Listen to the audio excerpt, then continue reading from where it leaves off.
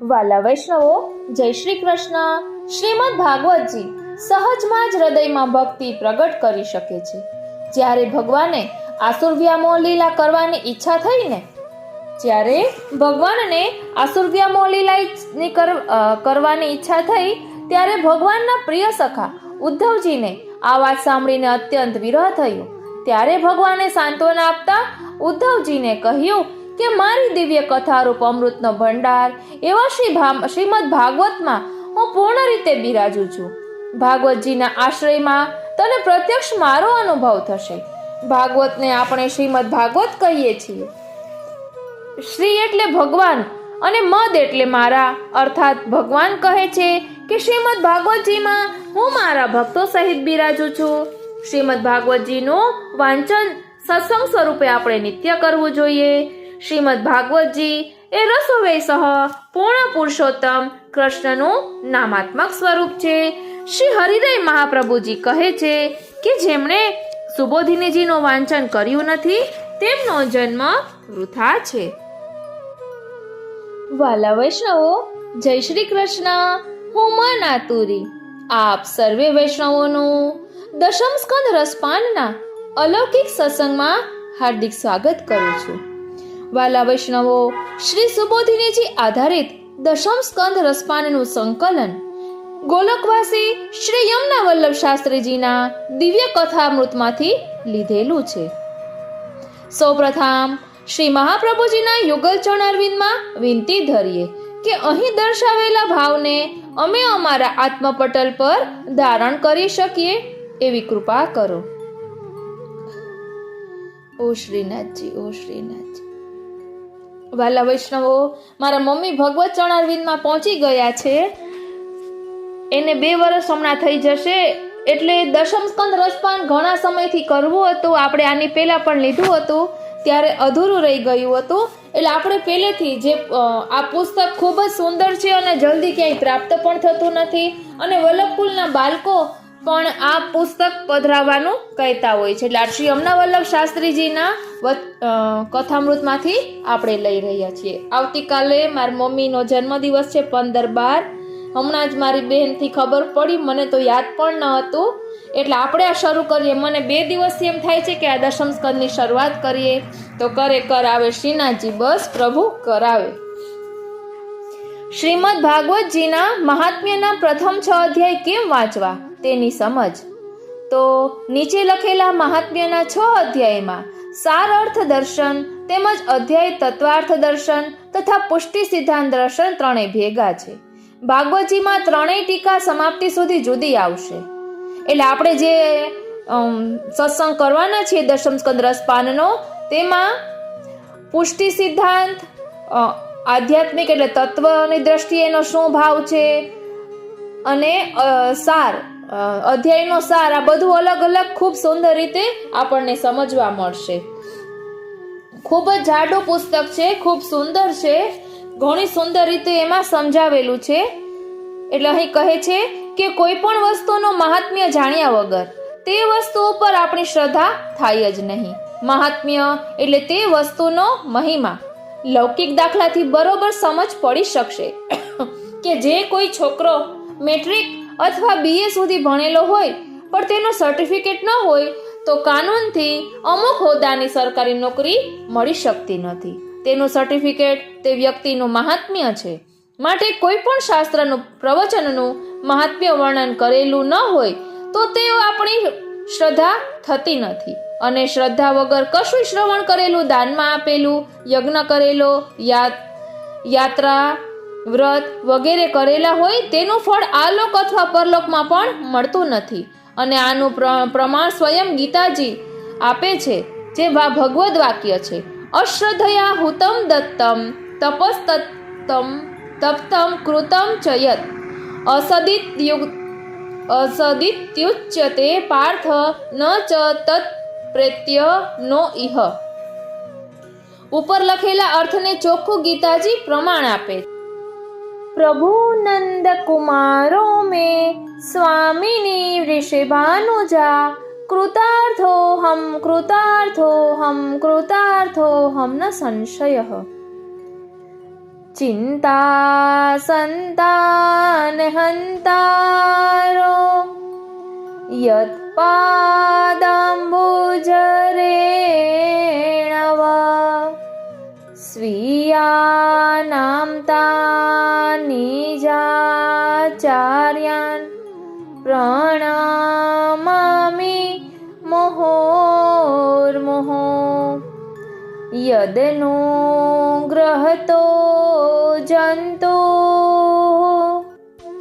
સર્વદુઃખાતિગો ભવેત તમહં સર્વદા વંદે શ્રીમદ્વલ્લભનંદનમ અજ્ઞાનાતિમિરાન્ધસ્ય જ્ઞાનાંજનશલાકયા ચક્ષુરુન્મીલિतं येन તસ્મૈ શ્રી ગુરુવે નમઃ નમામિ હૃદયે શેષે લીલાક્ષીરાબ્ધિશાયિનમ લક્ષ્મી સહસ્રલીલાભિ સેવ્યમાનમ કલાનિધિં ચતુર્ભિશ્ચ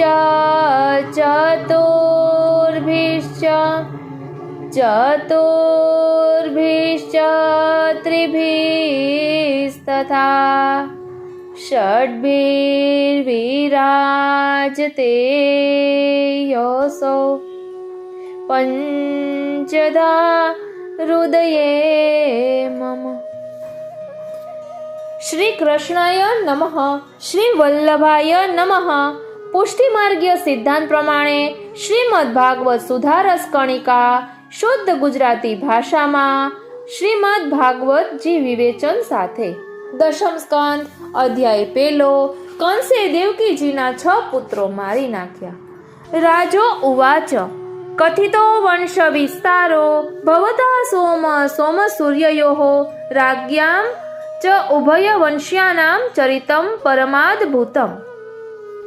વાલા વૈષ્ણવ, પુસ્તકમાં અક્ષર વધારે ઝીણા છે એટલે થોડી કંઈ ભૂલ થાય તો ક્ષમા કરશો.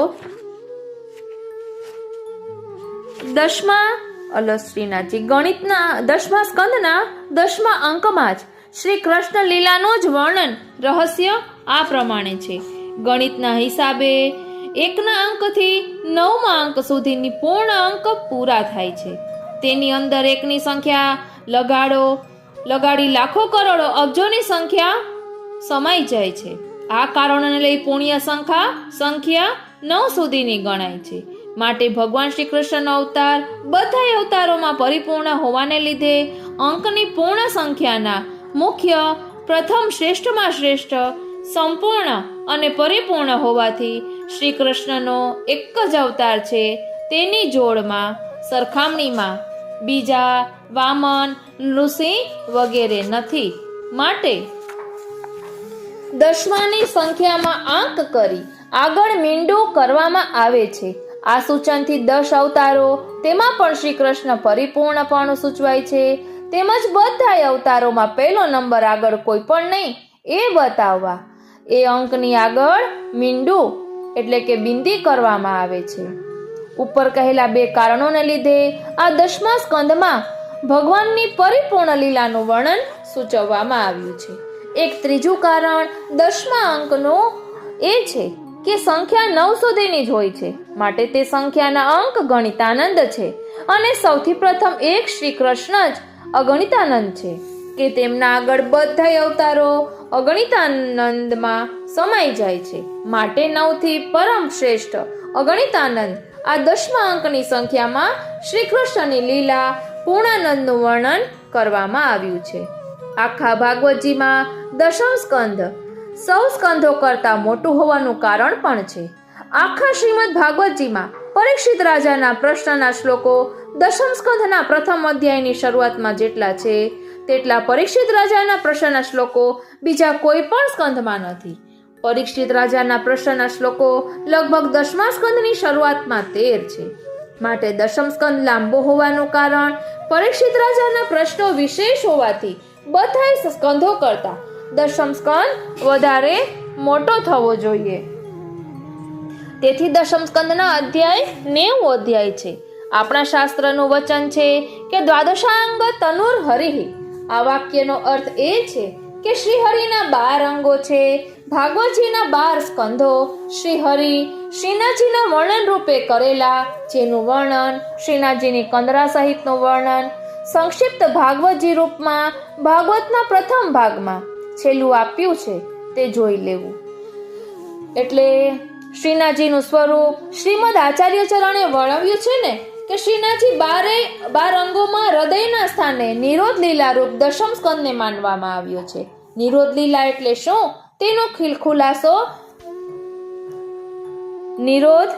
તેનો ખુલાસો કરતા કહે છે કે નિરોધ એ અક્ષર ઉપરથી આ પ્રમાણે કરી શકાય. નિ શબ્દનો અર્થ નિશ્ચયવાચક છે અને રોધ શબ્દનો અર્થ એક તરફ રોકાણ થવામાં છે. માટે આ ત્રણેય અક્ષરોનો સંપૂર્ણ રૂપે અર્થ એમ જાણવો કે લૌકિકના વિકલ્પ મૂકી એક નિશ્ચય દ્રઢાત્મક પ્રભુમાં જ આપણું મન રોકાય તેવી દ્રઢાશક્તિ ગોપીજનો સમાન થાય, તેનું નામ નિરોધ લીલા કહેવાય છે.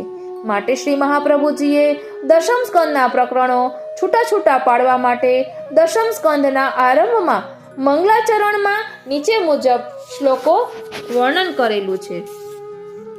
ચતુર્ભિશ્ચ ચતુર્ભિશ્ચ ચતુર્ભિશ્ચ ત્રિભિસ્તથા ષડ્ભિર્વિરાજતે યોસો પંચધા હૃદયે મમ.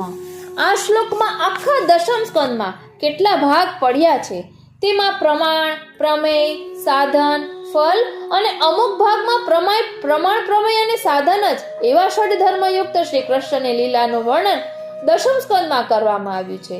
તે દશમ સ્કંદના 90 અધ્યાયમાંથી વત્સહરણના 2 અધ્યાય તેમજ દશમ સ્કંદ ઉત્તરાર્ધમાં ભગવાન અર્જુનને ભૂમા ભગવાન પાસે પધાર્યા તે 3 અધ્યાયો ક્ષેપક માની 87 અધ્યાયનું વર્ણન કરવામાં આવ્યું છે. તે મધ્ય હવે આપણે દશમ સ્કંદની શરૂઆત જન્મ પ્રકરણના 4 અધ્યાયથી પહેલા અધ્યાયના સારાર્થ દર્શનથી શરૂઆત કરીએ.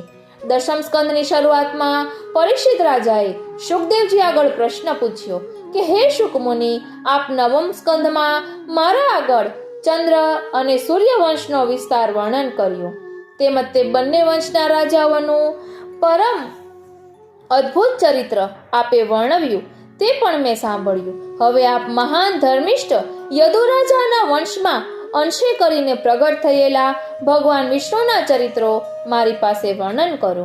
તેમજ યદુવંશમાં ભગવાને અવતારી તે વિશ્વાત્મા શ્રી કૃષ્ણે શું લીલાઓ કરી તેનું વિસ્તારથી વર્ણન કરો. જે ભગવાનની લીલાનું વર્ણન સંસારની તૃષ્ણાથી નિવૃત્ત થયેલા સંસારના જન્મ મરણના ફેરામાંથી છૂટવાને માટે તેમજ મનની શાંતિ આપવાને માટે પરમ પવિત્ર ઉત્તમ શ્લોક ભગવાનને તેમના ગુણાનુવાદથી આ આત્મારૂપી પશુની હત્યા કરનાર મનુષ્યથી બીજો કોણ વિરામ પામે? મારા વડીલો પણ કૌરવ પાંડવોના યુદ્ધમાં જે કૌરવોની સૈન્યમાં ભીષ્મ, દ્રોણાચાર્ય, દુર્યોધન જેવા મોટા મગરમચ્છ પડેલા હતા તેવા કૌરવરૂપી સૈન્યના દરિયાને મારા વડીલો પાંડવો જેમ વાછરડાની ખરીમાં જળ ભરેલું હોય તેને ઓળંગતા વાર ન લાગે તેવી રીતે કૌરવરૂપી સૈન્ય સાગરને શ્રી કૃષ્ણ પરમાત્માની કૃપા વડે પામી ગયા. હે શુકમુનિ, ભગવાન શ્રી કૃષ્ણે મારા વડીલોને તો આવો સહયોગ આપ્યો પણ મને તે પાંડવોના કુળમાં આવેલો જાણી મારી માતાના ગર્ભમાં હું જ્યારે અશ્વત્થામાના બ્રહ્માસ્ત્રના અગ્નિથી બળતો હતો તે વખતે મારી માતા ગર્ભની રક્ષા માટે શ્રી કૃષ્ણના શરણમાં ગઈ ત્યારે ભગવાન દ્વારકામાં પધારતા રથમાંથી નીચે ઉતરી ગયા. અંગુષ્ઠ જેટલું રૂપ ધારણ કરી મારી માતાના ગર્ભમાં ભગવાન પધારી સુદર્શન ચક્ર દ્વારા ચતુર્ભુજ રૂપે મારી ગર્ભમાં અગ્નિથી રક્ષા કરી એવા પરિપૂર્ણ શ્રી કૃષ્ણ જે કાળ રૂપે અંદર અને બહાર બધે વિચરે છે, તે માયાથી મનુષ્ય દેહ ધારણ કરવા વાળાના ચરિત્રો હે વિદ્વાન આપ મને કહો. પ્રથમ નવમ સ્કંધમાં આપે દેવકીજીના 7મા પુત્ર બળદેવજીને કહ્યા હતા. તેમજ તે બળદેવજીને રોહિણીના પુત્ર પણ આપના મોઢેથી સાંભળ્યા. તો એક બાળક 2 માતાના ગર્ભથી કેવી રીતે પ્રકટ થાય તે પણ કહો. ભગવાન પોતાના માતા પિતા વસુદેવ દેવકીને મૂકીને વ્રજમાં કેમ પધાર્યા અને પોતાના જાતિ બંધુઓની સાથે કેટલા દિવસ બિરાજ્યા અને ગોકુલ વૃંદાવનમાં રહી તેમજ મથુરાપુરીમાં પધારી શું લીલાઓ કરી અને મામા કંસને કેવી રીતે માર્યો અને મનુષ્ય દેહ ધારણ કરી કેટલા દિવસ સુધી ભૂતલમાં બિરાજ્યા અને દ્વારકા લીલામાં ભગવાને કેટલા લગ્ન કર્યા વગેરે જે ભગવાનની લીલાઓ હોય તે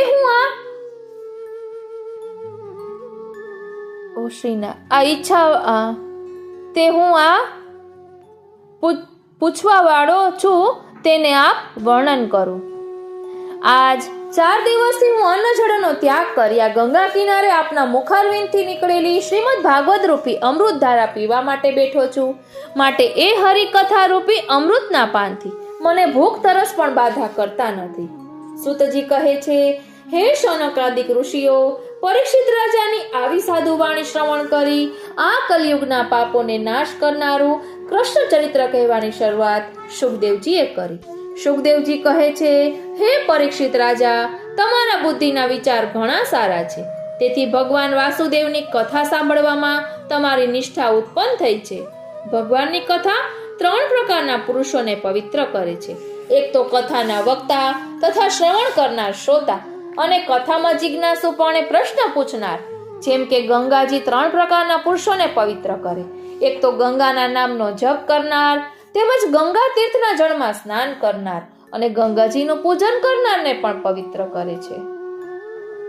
હે પરીક્ષિત રાજા, એક દિવસે પૃથ્વીમાં દુષ્ટ રાક્ષસ રાજાઓના અત્યાચારથી ઘણો ભાર વધી ગયો. તેથી પૃથ્વી દેવી દુઃખી થઈ બ્રહ્માજીના શરણમાં ગઈ. તે પૃથ્વીએ ગૌનું રૂપ ધારણ કરી પોતાનું બધું દુઃખ બ્રહ્મા આગળ વર્ણવ્યું. બ્રહ્મા તે પૃથ્વીનું દુઃખ સાંભળી ગૌ માતા રૂપ પૃથ્વી દેવીને સાથે લઈ ઇન્દ્રાદિક લોકપાલ દેવતા તથા મહાદેવ સહિત ક્ષીર સમુદ્રને કાંઠે ગયા. ત્યાં જઈ જગતના નાથ, દેવોના દેવ, પરમ પુરુષ ભગવાનને બ્રહ્માએ પૃથ્વીના દુઃખનું સૂચન કરી પ્રાર્થના કરી. તે ઉપર બ્રહ્મને આકાશવાણીનો શબ્દ સમાધિમાંથી સંભળાવ્યો. તે સાંભળી બ્રહ્માજીએ બધા દેવોને કહ્યું કે હે દેવો, ભગવાને મને દેવવાણી દ્વારા આજ્ઞા કરી છે તે વાત તમે સાંભળી તરત જ તે કામ કરો. પૃથ્વીમાં દૈત્યોનો ભાર વધેલો છે તે વાત ભગવાન પહેલાથી જ જાણે છે. માટે હે દેવો, તમે બધાએ બ્રજમંડળમાં જઈ યદુકુળમાં અવતાર લ્યો. જ્યાં સુધી ભગવાન વસુદેવ દેવકીજીને ત્યાં પુત્ર રૂપે જન્મ ધારણ કરે ત્યાં સુધી તમો ભૂતલમાં તેમની સાથે વિહાર કરો. અને હે દેવો, તમારી સ્ત્રીઓ પણ યાદવ સ્ત્રીઓ તરીકે જન્મ ધારણ કરે છે. તેમજ ભગવાને વાસુદેવની અનંત કલારૂપ શેષ અવતાર બળદેવ રૂપે દેવકીના ગર્ભથી ભગવાન પહેલા 7મા ગર્ભથી ઉત્પન્ન થશે અને તે ભગવાન વિષ્ણુની માયા રૂપ ભગવતી દેવી તે પણ વ્રજમંડળમાં અવતરશે, જેણે આખું જગત મોહિત કરી દીધું છે. શુકદેવજી કહે છે, આવી રીતે બ્રહ્માએ દેવોને આજ્ઞા આપી તેમજ પૃથ્વી દેવીને આશ્વાસન આપી પોતે પોતાને સ્થાને ગયા. યાદવોના સ્વામી પ્રાચીન કાળમાં યદુવંશી સુરસેન રાજા હતા. તે મથુરાપુરીમાં રહી તે મથુરા મંડળના આસપાસના પરગણાનું રાજ્ય શાસન કરતા હતા.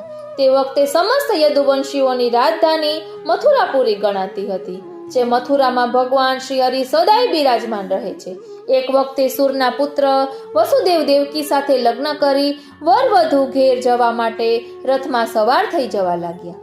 તે વખતે ઉગ્રસેનનો પુત્ર કંસ પોતાના કાકા દેવક રાજાની પુત્રી દેવકીના લગ્ન પ્રસંગે તે દેવકીનું મન પ્રસન્ન કરવા આ વરઘોડામાં દેવકી વસુદેવનો રથ હાંકવા પોતે સારથી બની રથ હાંકી રહ્યો હતો.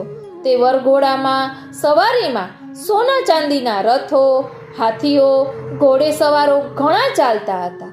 તે દેવકીના પિતા દેવક રાજા ઉગ્રસેનના નાના ભાઈ હતા. તેઓએ પોતાની પુત્રી દેવકી ઉપર ઘણો પ્રેમ હોવાને લીધે કન્યાદાનમાં ઘણો દાયજો આપ્યો હતો. સોનાના હાર પહેરેલા તેવા 400 હાથી આપ્યા, 15,000 ઘોડાઓ અને 1800 રથ આપ્યા અને 200 દાસીઓ સુવર્ણના દાગીનાથી અલંકૃત કરેલી દાયજામાં આપી. તે વિદાયગીરી સમયે વરઘોડામાં શંખ, તુરઈ, દુંદુંબીઓના નાદ થતા હતા.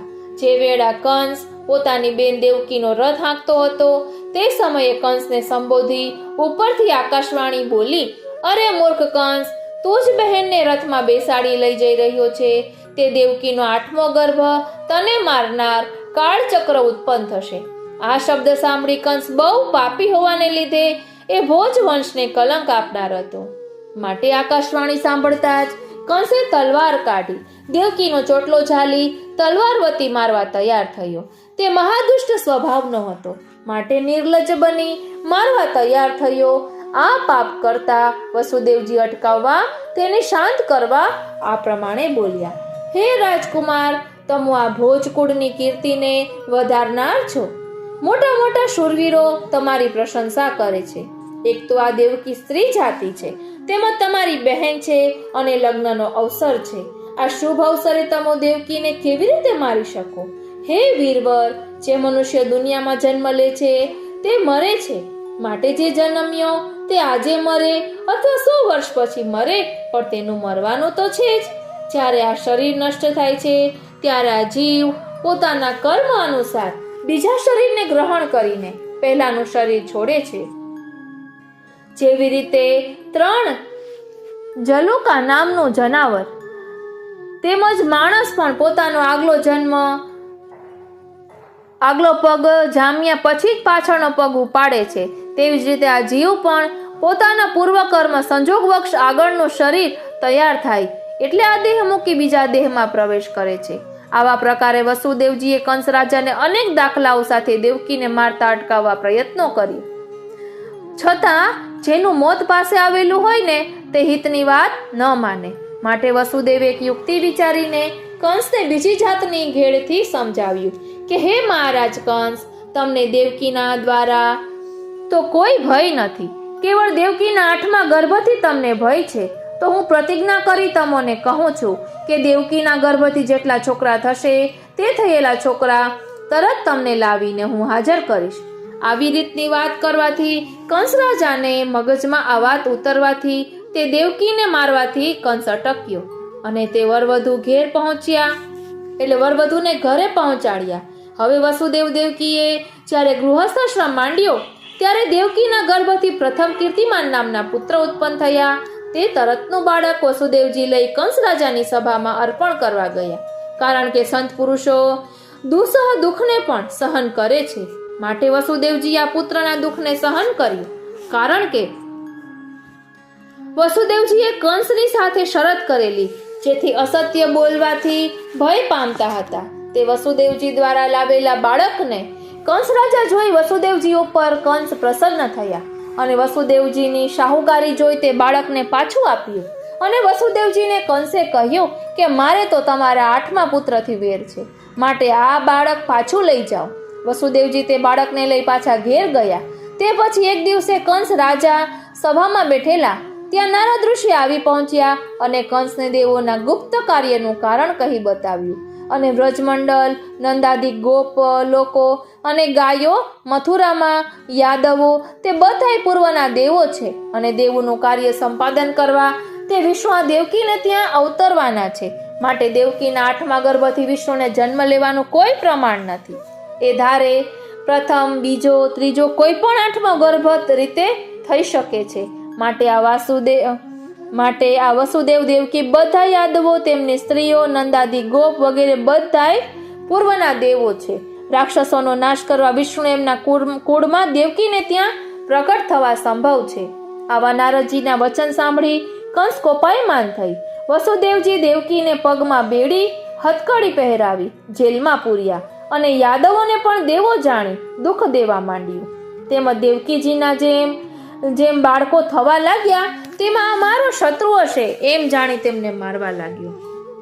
કંસ રાજા પોતાને પૂર્વનો કાલનેમી નામનો દૈત્ય છું, માટે ત્રેતાયુગમાં તે વિષ્ણુએ સમુદ્ર મંથન વખતે મને માર્યો છે.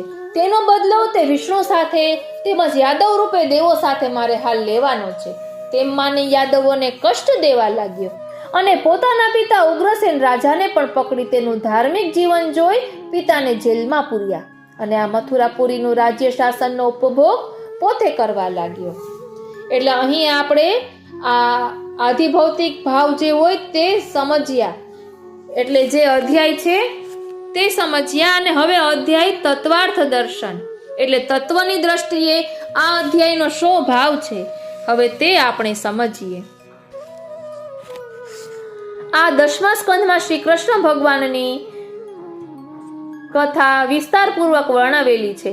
કથામાં કેટલોક ભાગ મનુષ્ય અવતાર લેનાર દેવકી નંદન કૃષ્ણ ભગવાનની ઐતિહાસિક ઘટના રૂપે લખેલો છે, ત્યારે કેટલોક ભાગ પરબ્રહ્મ શ્રી પુરુષોત્તમ ગોલોકમાં લીલા કરવામાં નિકુંજ નાયક અને માયાના કાર્યરૂપ શરીરના વિલાસરૂપ આધ્યાત્મિક છે. ઐતિહાસિક અને આધ્યાત્મિક ભાગનો સંમલિત ભક્તજનોને સતત બ્રહ્મચિંતન રહેવા માટે અત્યંત ઉપયોગી છે. તો પણ વિધર્મીઓના અને નાસ્તિકોના આક્ષેપોથી બચવા આધ્યાત્મિક ભાગની આધ્યાત્મિકતા સમજવાની જરૂર છે, જેથી અહીં આધ્યાત્મિક કલ્પનાનું મૂળ જે કૃષ્ણ ઉપનિષદમાં છે તે સારગ્રાહી દ્રષ્ટિવાળા વિવેકી જનો માટે તે આપેલ છે. એટલે કૃષ્ણ ઉપનિષદમાં અહીં જે સંસ્કૃતમાં લખ્યું છે તે બહુ ઝીણા અક્ષર છે, પણ તેનો જે ગુજરાતી ભાવાર્થ છે આપણે તે લઈએ છીએ કે સર્વદેવો સનાતન ભગવાન પરમાત્માને કહેવા લાગ્યા કે પૃથ્વી પર અમે અવતારો લઈએ તે અમને ઠીક લાગતું નથી, તો પણ આપની આજ્ઞાથી અમે અવતારો લઈશું, પરંતુ આપ અમને ગોપી કરજો, કારણ કે બીજો કોઈ જ્ઞાનવાન જીવ આપના અંગ સ્પર્શ વિના શરીર નહીં, માટે આપ અમને નિત્ય આપનો અંગ સ્પર્શ આપો તો જ અમે અવતારો લઈએ. એવું રુદ્ર આદિ દેવોનું વચન સાંભળી ભગવાને પોતે તેઓને કહ્યું કે હું તમારા કહેવા પ્રમાણે કરીશ, મારો અંગ નિત્ય તમને આપીશ. ભગવાનનું એ વચન સાંભળી સર્વ દેવો આનંદ પામીને બોલ્યા કે હવે અમે કૃતાર્થ થયા છીએ. પછી સર્વ દેવોએ આ પ્રમાણે અવતાર લીધા. પરમાનંદ બ્રહ્માનંદ કહેવાય છે તે નંદરાય થયા અને મુક્તિદેવી તેમના પત્ની યશોદાજી થયા. માયાને 3 પ્રકારની કહી, સાત્વિકી, રાજસી અને તામસી. તેમાંની સાત્વિકી માયા ભક્ત રુદ્રદેવમાં, રાજસી માયા ભક્ત બ્રહ્માદેવમાં અને તામસી માયા દૈત્યો પક્ષમાં કહી છે. આમાં 3 પ્રકારની માયા કહી છે. આ વૈષ્ણવી માયા જીતવી મુશ્કેલ છે. પૂર્વે બ્રહ્મદેવ પણ તેને જીતી શક્યા નહોતા. દેવી જેને બ્રહ્મ વિદ્યા કહે છે તે જ દેવકીજી છે. દેવ વસુદેવજી છે.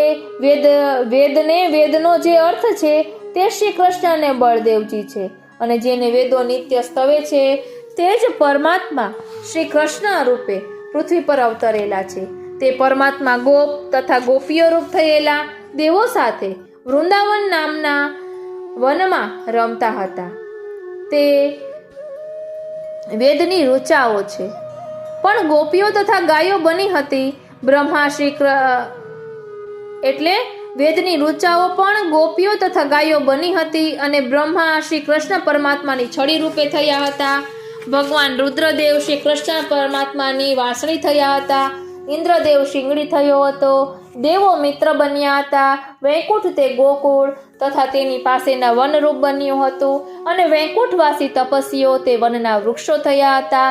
જેઓને લીધે કલિકાલને દાબી શકતો નથી તેવા લોભ, ક્રોધ વગેરે અંદરના શત્રુઓ દૈત્ય રૂપે થયા હતા. અને સાક્ષાત શ્રી હરિ જ પોતે જ માયાથી શરીરધારી ગોપ રૂપે શ્રી કૃષ્ણ થયા હતા.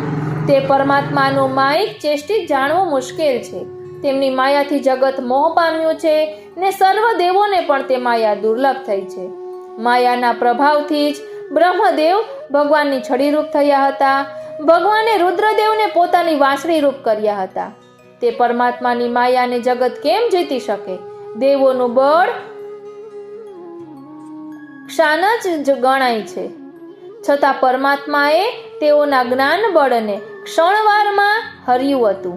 શેષનાગ બળરામ થયા હતા. શ્રી કૃષ્ણ તો સનાતન પરબ્રહ્મ છે. તેમની સ્ત્રીઓ 16,108 હતી. તે વૈદિક ઋચાઓને ઉપનિષદો જ હતી અને તે બ્રહ્મરૂપ ઋચાઓ જ તે સ્ત્રીઓ રૂપે થઈ હતી. શ્રી કૃષ્ણ કથામાં જે ચાણૂર મલ્લ છે તે દ્વેષ હતો અને મુષ્ટિક દુર્જય મત્સર હતો. કુવલિયા પીઢ હાથી તે દર્પ હતો અને પક્ષી રૂપે જે બકાસુર આવેલો તે ગર્વ હતો. માતા રોહિણી તે દયા હતા અને સત્યભામા તે અહિંસા હતા. મહાવ્યાધિ તેજ અઘાસુર થયો હતો.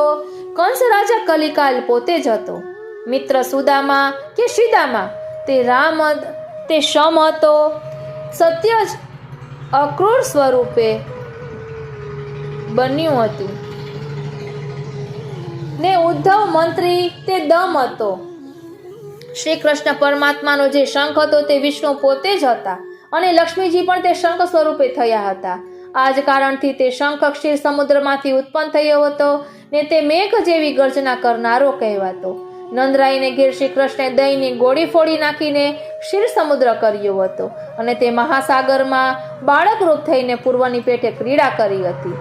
મહેશ્વર એટલે કે શંકર શ્રી કૃષ્ણના અગ્નિ સરખા તેજસ્વી ખડગ રૂપ થયા હતા. કશ્યપ ઉલુખોલ એટલે કે ખાંડળીઓ થયા હતા અને માતા અદિતિ દોડા રૂપે થયા હતા. શત્રુઓનો સંહાર, જગતનું રક્ષણ અને સર્વ પ્રાણીઓ પર કૃપા કરવા ભગવાન આ મનુષ્યલોકમાં શ્રી કૃષ્ણ સ્વરૂપે રહ્યા હતા. તેમજ સર્વનું રક્ષણ કરનારા પોતાના પુત્રરૂપ ધર્મનું રક્ષણ કર્યું હતું. જેને ઈશ્વરે સર્જ્યું છે તે સુદર્શન ચક્ર સ્વરૂપધારી વેદ જ છે અને ધર્મ સંજ્ઞા ધારી જ વાયુ છે. તે જ વૈજયંતી માળા રૂપે બન્યો છે. પ્રાણી માત્રના મસ્તક પર જે અનુસ્વારની પેઠે રહ્યું છે તે આકાશ શ્રી કૃષ્ણ ભગવાનનું છત્ર છે એમ જાણવું. અને પંડિતો કહે છે કે શ્રી કૃષ્ણ પાસે જે કોઈ રહેતા તે દેવોના સ્વરૂપો હતા. આમ ત્યારથી માંડી વિદ્વાનો દેવ સ્વરૂપોને નમસ્કાર કરે છે, એમાં સંશય નથી. સર્વ શત્રુઓનો સંહાર કરનારી શ્રી કૃષ્ણની ગદા સાક્ષાત કાલિકા દેવી છે. સારંગ નામનું ધનુષ્ય તેમની માયા છે. પ્રાણી માત્રને ખાઈ જનારો કાળ મૃત્યુદેવ શ્રી કૃષ્ણનું બાણ છે અને શ્રી કૃષ્ણે પોતાની લીલાથી હાથમાં જે ઉત્તમ કમળ ધારણ કર્યું છે તે જગતનું બીજ છે. ગરુડજી પોતે વ્રજમાં ભાંડીર નામે વડ થયા. નારદ મુનિ સુદામા થયા. ભક્તિ વૃંદા થઈ હતી અને સર્વ પ્રાણીઓને પ્રકાશ કરનારી બુદ્ધિ તે ભગવાનની પ્રિયા થઈ હતી. માટે શ્રી કૃષ્ણની ભગવાનની પાસે રહેનારી આ સર્વ વિભૂતિઓ તેમનાથી જુદી નથી અને શ્રી કૃષ્ણ પરમાત્મા તે વિભૂતિઓથી જુદા નથી. સંક્ષેપમાં એક જ છે. સ્વર્ગવાસી સર્વ કોઈને અને વૈકુંઠ સમજીને શ્રી કૃષ્ણ ભગવાને પોતાની સાથે પૃથ્વી પર ઉતાર્યું હતું. શ્રીમદ ભાગવતકારે આ ઉપનિષદની કલ્પનાઓ સિવાય પણ બીજી અનેક ભાવપૂર્ણ સુંદર કલ્પનાઓનો ઉપદેશ આપવા માટે યદુનંદન શ્રી કૃષ્ણ ભગવાનના ચરિત્ર સાથે મેળવીને ભક્તિ ગંગા વહેવડાવી છે. ગંગા કિનારે શ્રી સુખદેવજી પરીક્ષિત રાજાનો અધિકાર શ્રી કૃષ્ણની લીલા શ્રવણ કરવા માટે કેટલો છે તે જોવા 9મા સ્કંદના છેલ્લા અધ્યાયના છેલ્લા શ્લોકના 10મ સ્કંદમાં ભગવાનની લીલાનું ટૂંકમાં વર્ણન કરી રાજાનું હૃદય કૃષ્ણ લીલાનું શ્રવણ કરવા ઉપર કેટલી ધગશ છે તેની પરીક્ષા કરી છે. તેનું વર્ણન 9મા સ્કંદના છેલ્લા 24મા અધ્યાયના 65મા અને 67મા શ્લોકમાં વાંચવાથી અને તે શ્લોકના અર્થ ઉપરથી રાજાને કૃષ્ણ લીલા શ્રવણ કરવા ઉપર વધારે ઈચ્છા ઉત્પન્ન થવાનું પ્રમાણ આ 10મા સ્કંદના પરીક્ષિત રાજાના પ્રશ્નો ઉપરથી સ્પષ્ટ દેખાઈ આવે છે કે રાજા કૃષ્ણની લીલા શ્રવણ કરવા માટે ઘણા જિજ્ઞાસુ થઈ ગયા છે. તેમજ એક લોકમાં પણ દ્રષ્ટાંત પણ છે કે જે સદાચારી પુરુષ હોય તેના વડીલો સાથે, જે મહાન સ્નેહ કરાવનાર પુરુષ હોય તેના વડીલોને અવારનવાર દુઃખ સમયે જેને સંકટમાં ટેકો આપ્યો હોય તેનો ખાનદાનની માણસ ઉપકાર ન ભૂલી તેના યશને ગાય છે અને સાંભળે છે. તેમજ પોતાના વડીલોની પેઠે પોતે પણ જે પોતાના વડીલોના સ્નેહીજને જીવત દાન આપ્યું હોય તેનો ઉપકાર ભૂલતો નથી. આ બંને બાબતો પરીક્ષિત રાજા સાથે સંબંધ ધરાવે છે. પરીક્ષિત રાજાના વડીલો પાંડવો તેઓને ભગવાન શ્રી કૃષ્ણે કૌરવના સંકટ સમયે મહાન સહયોગ આપ્યો, તેમજ પોતાની ગર્ભમાં રક્ષા કરી જે ઉપકાર ભગવાને કરેલો તે પરીક્ષિત રાજાથી કેમ ભૂલાય? માટે પરીક્ષિત રાજાએ ભગવાનના ચરિત્રો વિસ્તારથી સાંભળવા 2-3 વાર સુખદેવજીને સંબોધી ચરિત્ર શ્રવણ કરવા ઈચ્છા કરી છે. આ ઉપર લૌકિકમાં પણ આપણે એ તત્વ સમજવાનું છે કે આપણા વડીલો સાથે તેમજ આપણી સાથે જેને સંપૂર્ણ રીતે દુઃખમાં ટેકો આપ્યો હોય તેનો ઉપકાર ભૂલવો જ ન જોઈએ અને તેને અવારનવાર યાદ કરી સ્મરણ કરવું જોઈએ. પરીક્ષિત રાજા સુખદેવજીને મોઢેથી ભાગવતજી સંભળાવતા મને 4 દિવસ થયા, પણ ભૂખ તરસ આ અમૃતનું પાન કરતા બાધા કરતી નથી. તેનું પણ તત્વ આપણે લેવાનું છે કે ભગવાનનો ખરો ભક્ત હોય તે પ્રભુની લીલા કથા ગુણગાન શ્રવણ કરવા બેસે તો લૌકિકના ભૂખ તરસ દેહાદ્યાસ બધાય છૂટી જાય. તે જ ભાગવત જેવા અમૃતનું પાન પરીક્ષિત જેવું થવાથી ઈશ્વર પ્રાપ્તિ થઈ શકે. પરીક્ષિત રાજાના શ્રી કૃષ્ણ લીલા શ્રવણ કરવાના પ્રશ્નો સાંભળી સુખદેવજી ઘણા પ્રસન્ન થઈ પોતાના બ્રહ્માનંદના સુખને ભૂલી ગયા અને સાકાર મૂર્તિમાન ભગવાન શ્રી કૃષ્ણ તે અગણિતાનંદની લીલાનું વર્ણન કરવા ભક્તિરસના સમુદ્રમાં તરબોળ થઈ પરીક્ષિત રાજાના પ્રશ્નોનો જવાબ પરીક્ષિત રાજાના પ્રશ્નનો ખુલાસો કરવા શ્રી કૃષ્ણની લીલાનો આરંભ સુખદેવજી કરવા લાગ્યા. તેનો શ્લોક સૂતજીએ નીચે મુજબ ઘણા સુંદર અર્થમાં વર્ણન કર્યું. એવમ નિશમ્ય ભૃગુનંદન સાધુવાદમ વૈયાસિક સભગવાનય વિષ્ણુરાતમ પ્રત્યર્ચ્ય કૃષ્ણ ચરિતમ કલિકલ્મશગ્નમ વ્યાહૃતુ મારમત ભાગવત પ્રધાન. વાલા વૈષ્ણવો, સંસ્કૃત બહુ ઝીણા અક્ષર છે એટલે ભૂલ થાય છે. જોઈએ આગળ. હવે આ શ્લોકમાં સુખદેવજીને નિરાકાર બ્રહ્મવાદી ઉપાસક હોવા છતાં સૂતજી સુખદેવજીને શ્રી કૃષ્ણના ભગવત ભક્તોમાં ઉત્તમ પ્રધાન ભક્ત કહીને મને વિશેષણ આપે છે. અને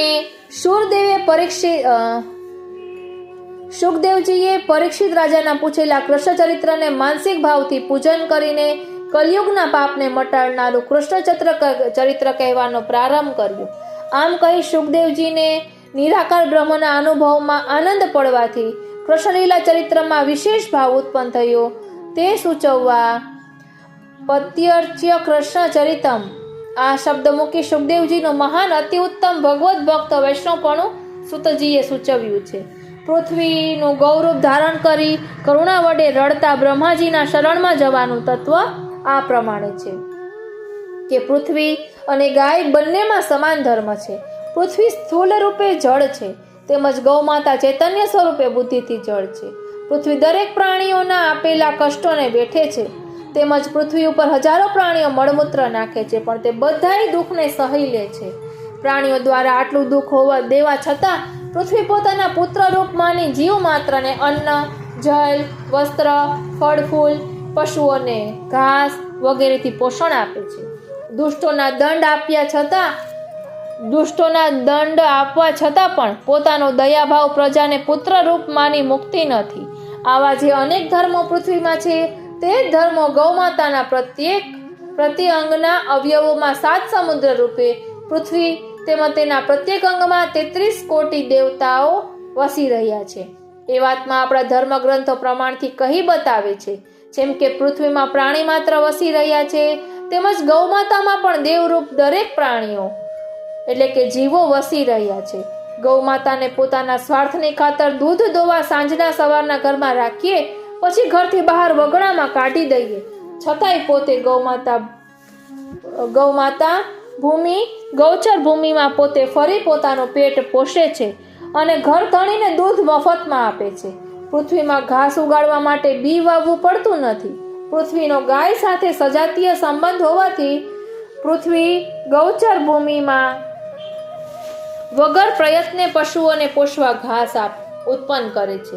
ગૌ માતાને ધણી લાકડીઓ મારે, ગાળ ભાંડે, કોઈ પણ જાતના કષ્ટ આપે, તે સહીને પણ પ્રાણીઓને ગોરસ આપે છે.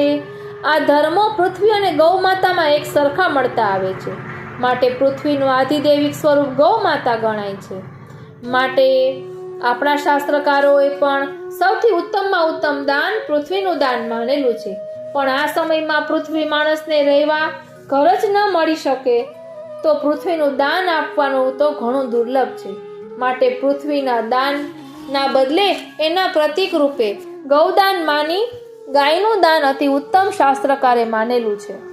માટે આવી પરોપકાર કરનારી પૃથ્વીરૂપ ગૌ માતા ઉપર દુષ્ટ રાક્ષસોના ઘણા સંકટ પહોંચાડવામાં આવે ત્યારે એ ગૌ માતા રૂપ પૃથ્વી જગતનો સર્જનહાર બ્રહ્મા તેના શરણમાં જાય તે યોગ્ય જ છે.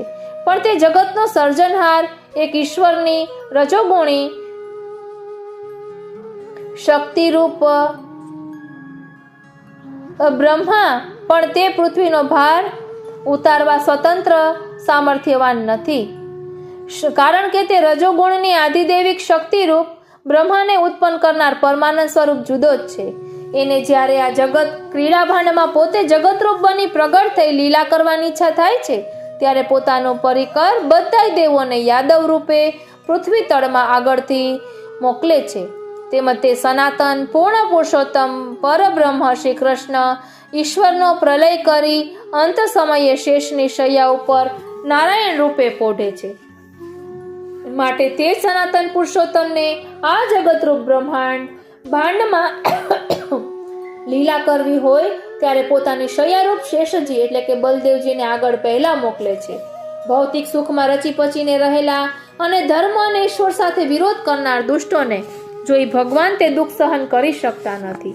માટે આકરા જેવા ધર્મ વિરોધી તેમજ ઈશ્વર વિરોધી રાક્ષસ જીવનવાળા લોકોને ભગવાન પૂર્વથી સાવધાન કરવા આકાશવાણી દ્વારા ટકોર આપે છે કે હજુ પણ તું ધર્મ વિરોધી તેમજ ઈશ્વર વિરોધી ન થા, પણ તું મારવાનો નથી જ. માટે તું દુનિયામાં પ્રેમ દેખાડવાનો કાકાની છોકરી બેન દેવકીને સાથે બાહ્ય દ્રષ્ટિએ પ્રેમ દેખાડવાનો ડોળ કરે છે. પણ તે તારો પ્રેમ સત્ય નથી. માટે તે દંભને છોડવા આજ દેવકીનો 8મો ગર્ભ તને મારશે. આ સૂચનાથી લૌકિકમાં આપણે પણ બોધ લેવાનો છે કે આપણે પણ હદ પાર અધર્મને રસ્તે ઉતર્યા હોઈએ તે વખતે ઈશ્વરી પ્રેરણાથી કોઈ સાવધાન થવા ઈશ્વરનો આદેશ મળ્યો હોય તો ત્યાંથી સાવધાન બની ધર્મને રસ્તે પગલું ભરવું, નહીં તો કંસ જેવી આપણી પણ સ્થિતિ થાય. વસુદેવજી વેદનું સ્વરૂપ છે અને વેદના અર્થ રૂપે પ્રગટ થયેલા શ્રી કૃષ્ણ અને શ્રી બળદેવજી છે. આ બાબતને કૃષ્ણ ઉપનિષદના મંત્રમાં ઘણા વિસ્તારથી લખેલું છે. તેનો અર્થ આ પ્રમાણે છે કે ભૂતલમાં કૃષ્ણ અવતાર થયો માટે ભગવાનનો પરિકર ભગવાનથી આગળ કોણ કોણ પ્રગટ થયા તેનું વર્ણન કૃષ્ણ ઉપનિષદમાં આવે છે. તેમાંનો ઉપર લખેલો મંત્ર આપણને જણાવે છે કે વેદમાં બતાવેલી જે બ્રહ્મ વિદ્યા તે વિદ્યાએ આધિદૈવિક રૂપે દેવકી નામે પ્રગટ થઈ અને વેદ રૂપે વસુદેવજી પ્રગટ થયા અને વેદના અને બ્રહ્મ વિદ્યાના અંતરંગત આધિદૈવિક અર્થ રૂપે શ્રી કૃષ્ણ અને બળદેવજી મૂર્તિમાન ભૂતલમાં પ્રગટ થયા. માટે વેદને બ્રહ્મ વિદ્યાને વગોવનારા કંસ જેવા દુષ્ટનો ભાર આ પૃથ્વી સહન ન કરવાથી પ્રભુજીને શરણ જ્યારે જાય છે ત્યારે ભગવાન પોતાના બધા પરિકરને આગળ પહોંચાડવા હુકમ કરી ભગવાન સ્વયં જન્મ લેવા અને પૃથ્વીનો ભાર ઉતારવા દેવોને આદેશ આપે છે.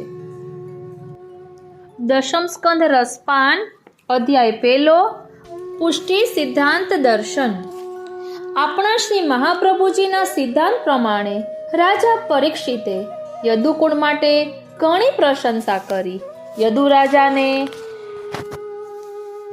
આ શ્લોકમાં શ્રી સુખદેવજી આગળ પરીક્ષિત રાજાએ પ્રશ્ન કરતા યદુ રાજાને ધર્મમાં મહાન શીલ સંપન્ન બતાવ્યા છે. જે યદુ રાજાએ પોતાના પિતા યયાતિ રાજા પોતાના જ્યેષ્ઠ પુત્ર યદુને તેમજ તેમના વંશજોને રાજ્યગાદીના હકથી છૂટા કર્યા છતાં એક અધર્મરૂપ પોતાની યુવાવસ્થા પિતાને આપી માતાને વિષય સુખનું દાન આપવું તે મહાન અધર્મ છે. તેમ માની આ યદુ રાજાએ સ્વીકાર ન કર્યો. કંસ પોતાના પરિકર રાક્ષસો પ્રલંબાસુર, બકાસુર, ચાણૂર, મુષ્ટિક, તૃણાવર્ત, દ્વિવિધ વાનર, પૂતના, કેશી, ધેનુકાસુર વગેરે બાણાસુર, ભૌમાસુર સાથે પરસ્પર વિચાર કરી પોતાના સસરા જરાસંધનો આશ્રય લઈ યાદવોનો નાશ કરવા પ્રયત્ન ચાલુ કર્યો. તે કંસથી પીડાયેલા યાદવ લોકો મથુરા મંડળ, કુરુ, પાંચાલ, કૈકેયી, શાલ્વ, વિદર્ભ, વિદેહ, કૌશલ ઇત્યાદિ દેશોમાં ચાલ્યા ગયા. ઘણા ખરા લોકો કંસ રાજાના રોકાયેલા ત્યાં રહી ગયા. તેઓ કંસના આશ્રિત બની તેની સેવા કરવા લાગ્યા. જ્યારે કંસ રાજાએ દેવકીજીના 6 પુત્રોને મારી નાખ્યા ત્યારે દેવકીજીના ગર્ભમાં 7મો ગર્ભ ભગવત ધામરૂપ અનંત કલા ધારણ કરવા વાળા દેવકીજીને હર્ષ શોક ઉપજાવતા શેષ અવતાર બળદેવજી ગર્ભમાં પધાર્યા. ભગવાન પણ પોતાના યદુકુળને કંસ રાજા દ્વારા પીડાયેલા જોઈ તે કંસનો ભય નાશ કરવા ભગવાને યોગમાયાને બોલાવી. આ મુજબ ભગવાને તેને આજ્ઞા કરી કે હે દેવી, ગાયો અને ગોપોથી અલંકૃત થયેલા વ્રજમંડળમાં તું જા અને નંદ ગોકુલમાં વસુદેવજીની બીજી સ્ત્રી રોહિણી નામે નંદરાઈને ત્યાં છે. તેમજ કંસના ભયથી ઘણા ખરા લોકો છાનામાના ગામડાઓમાં સંતાઈ ગયા છે. માટે દેવકીના ગર્ભમાં મારું શેષ નામનું સ્વરૂપ બળદેવ રૂપે બિરાજમાન છે. તે સ્વરૂપને દેવકીના ગર્ભમાંથી ખેંચીને નંદના ગોકુળમાં રોહિણી વસુદેવજીની સ્ત્રી બીજી સ્ત્રી વસે છે તેના ગર્ભમાં તું પ્રવેશ કર. તે પછી દેવકીજીનો ગર્ભ ખાલી થશે. તે હું દેવકીના ગર્ભમાં પુત્રપણાથી ઉત્પન્ન થઈશ અને તું નંદરાયજીની સ્ત્રી યશોદા તેના ગર્ભથી કન્યા રૂપે પ્રગટ થશે.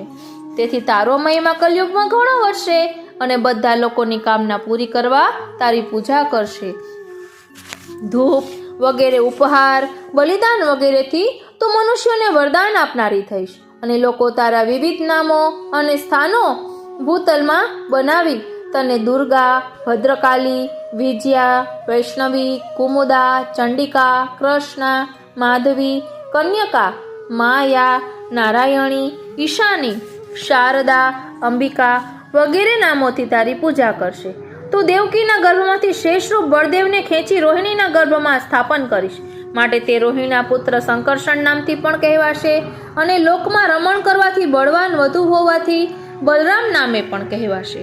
સુખદેવજી આજ્ઞા કરે છે કે હે રાજા પરીક્ષિત, ભગવાનની આ આજ્ઞાને યોગમાયાએ માથે ચડાવી તે યોગમાયા ભૂતલમાં આવી અને ભગવાનની આજ્ઞા મુજબ બધું કાર્ય કર્યું. જે વેળા યોગમાયા દેવકીના ગર્ભમાંથી 7મા બાળક શેષજીને ખેંચીને નંદ ગોકુળમાં રોહિણીજીના ગર્ભમાં સ્થાપન કરવા માટે અડધી રાત્રિએ લઈ જતી હતી તે વેળા બધા લોકો મથુરા તેમજ ગોકુલમાં યોગ નિદ્રાવશ થયેલા હતા. યોગમાયાએ બાળકને ખેંચી લઈ તે ચીસને મથુરાના લોકો સાંભળી જાગી ઉઠ્યા અને કહેવા લાગ્યા કે ન હોઈને કંસે પોતાની બેન દેવકીને બીવડાવી હશે, માટે દેવકીનો ગર્ભ પડી ગયો હોય તેમ લાગે છે. આમ ગામના લોકો વિચાર કરવા લાગ્યા. તેથી પિતાનો દંડ થયો કે મારા રાજ્ય વૈભવનો માલિક તું અથવા મારા વંશ વારસ ન થાય. તે કરોડોનો વૈભવ પણ ધર્મ રક્ષા માટે યદુ રાજાએ ત્યાગ કર્યો. આવા ધર્મથી શીલ સંપન્ન કુળમાં જ ઈશ્વરનું પ્રાકટ્ય થાય. આ વાત સૂચવી છે. દશમ સ્કંદની શરૂઆતમાં પરીક્ષિત રાજાએ કથિતો વંશ વિસ્તારો ભવતા સોમ સૂર્યયો આવા પરીક્ષિતે સુખદેવજીને વિનય કરી પ્રશ્ન પૂછ્યો છે કે નવમ સ્કંદમાં આપે સૂર્ય અને ચંદ્રવંશનો વિસ્તાર કર્યો તે મેં સાંભળ્યો. તેમાં પહેલા ચંદ્રવંશનું નામ પરીક્ષિતે લીધું છે કારણ કે રાજા પરીક્ષિત ચંદ્રવંશમાં ઉત્પન્ન થયા હોવાથી હું પણ એ ધાર્મિક કુળમાં ઉત્પન્ન થયો છું એવો સ્વમાનનું ગૌરવ વધારે છે. આ બાબત શ્રી સુબોધિનીજીમાં શ્રી આચાર્ય ચરણે પણ બતાવી છે. દશમા સ્કંદના પ્રથમ 4 અધ્યાયો સુબોધિનીજીના પ્રમાણથી જન્મ પ્રકરણ નામે કહેવાય છે. તેમાં 4 અધ્યાયમાં ક્રમવાર વાસુદેવ, પ્રદ્યુમ્ન, અનિરુદ્ધ અને સંકર્ષણ આ 4 વ્યૂહનું પ્રાગટ્ય છે. બીજામાં પ્રદ્યુમ્ન વ્યૂહનું પ્રાકટ્ય છે. ત્રીજા અધ્યાયમાં અનિરુદ્ધ વ્યૂહનું પ્રાકટ્ય છે અને ચોથા અધ્યાયમાં સંકર્ષણ વ્યૂહનું પ્રાકટ્ય છે. માટે શ્રી સુબોધિનીજી દશમ સ્કંદના મંગલાચરણમાં પ્રથમના 4 અધ્યાયમાં 4 વ્યૂહનું પ્રાકટ્ય છે. તેથી ચતુર્ભિશ્ચ અને ત્રીજી વાર ચતુર્ભિશ્ચ આમ કહી શ્લોકથી મંગલાચરણ કર્યું. તે માટે પ્રથમના ચતુર્ભિશ્ચમાં જન્મ પ્રકરણના 4 અધ્યાય, બીજી વાર ચતુર્ભિશ્ચમાં 4 વ્યૂહો ઉપર બતાવેલાનું વર્ણન, ત્રીજા વારના ચતુર્ભિશ્ચમાં પ્રમાણ, પ્રમેય, સાધન અને ફળ આનું વર્ણન આગલા અધ્યાયોમાં આવશે. તેમજ અમુક અધ્યાયોમાં પ્રમાણ નથી, કેવલ પ્રમેય, સાધન અને ફળ 3 જ છે. માટે ત્યાં ત્રિભિસ્ત થાય તેવું લખેલું છે. અને પ્રમાણ, પ્રમેય, સાધન, ફળ અને ગુણ પ્રકરણ આવા 5 પ્રકારે દશમ સ્કંદમાં બિરાજનારા 6 ઐશ્વર્યયુક્ત મારા હૃદયમાં બિરાજમાન થાઓ. આ શ્લોકની વ્યાખ્યા ઉપર કહેલા મંગલાચરણના શ્લોકમાં શ્રી આચાર્ય ચરણે બતાવી છે. તેમજ ભગવાન વસુદેવજીને ત્યાં જ્યારે પ્રગટ થાય છે તે પહેલા પોતાના ઐશ્વર્ય, વીર્ય, યશ, શ્રી, જ્ઞાન, વૈરાગ્ય એ 6 ધર્મોને પોતાના ભાઈ રૂપે દેવકીના ગર્ભથી ભગવાન પ્રથમ જન્મ આપે છે. ઉગ્રસેનમ ચ પિતરમ યદુ ભોજાંધકાધિપમ સ્વયં નિગૃહ્ય બુભુજે શૂરસેનાન મહાબલ. ઇતિ શ્રી ભાગવત મહાપુરાણમાં દશમ સ્કંદ પૂર્વાર્ધ વિશે અધ્યાય પહેલો સમાપ્ત. એટલે આ રીતે દશમ સ્કંદ રસપાનમાં શ્રી ભાગવત સુધારસ કણિકામાં પ્રથમ અધ્યાય અહીં વિરમે છે. બોલો શ્રી વલ્લભાધીશ કી જય. આજનો આ સત્સંગ શ્રીનાથજી, શ્રી યમુનાજી, શ્રી મહાપ્રભુજીના ચરણારવિંદમાં સમર્પિત કરું છું અને બધી જ માતાઓને વંદન કરું છું. જય શ્રી કૃષ્ણ.